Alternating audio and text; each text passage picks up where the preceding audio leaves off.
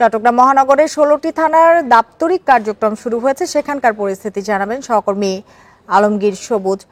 সবুজ, একটু বলবেন যে ১৬টি থানার দাপ্তরিক কার্যক্রম শুরু হয়েছে, পুরোদমে শুরু হয়েছে কিনা, উপস্থিতি কেমন দেখেছেন আপনি? প্রিয় নাম্বার সেট করে বিকাশে সেন্ড মানি করুন ফ্রি। আসলে ১৬টা থানার মধ্যে অন্তত ১২টা থানার দাপ্তরিক কার্যক্রম গতকাল থেকে শুরু হয়েছে।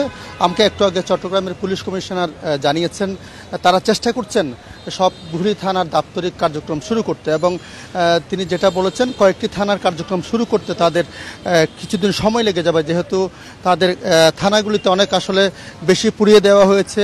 আপনি দেখছেন আমি এই মুহূর্তে আছি চট্টগ্রামের কোতোয়ালি থানায়। এখানে আপনি দেখছেন সব গাড়ি পুড়িয়ে দেওয়া হয়েছে এবং পুরো থানায় আগুন লাগিয়ে দেওয়া হয়েছিল। গতকাল আমরা দেখেছি এখানে বৈষম্য বিরোধী ছাত্র আন্দোলনের যারা শিক্ষার্থী আছে তারা একটা পরিষ্কার করেছে, এবং আজকেও এখানে পরিষ্কার পরিচ্ছন্ন কার্যক্রম চলেছে। এবং থানাগুলিতে আমরা দেখেছি সেনাবাহিনীর সহায়তা দেখেছি, বিভিন্ন থানায় সবগুলি থানায় সেনাবাহিনীর সদস্যরা পুলিশ সদস্যদের সহায়তা দিচ্ছেন যাতে দ্রুততার সাথে থানার কার্যক্রম শুরু করতে পারে।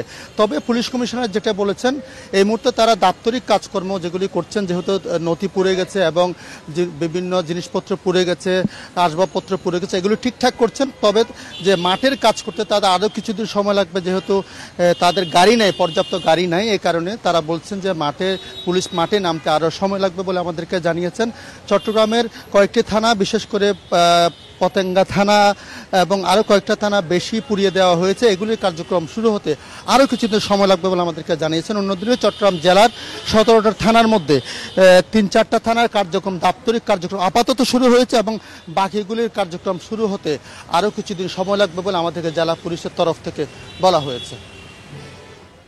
চট্টগ্রামের ১৬টি থানা দাপ্তরিক কার্যক্রম শুরু হয়েছে সে বিষয়ে জানাচ্ছিলেন আমাদের সহকর্মী আলমগীর সবুজ।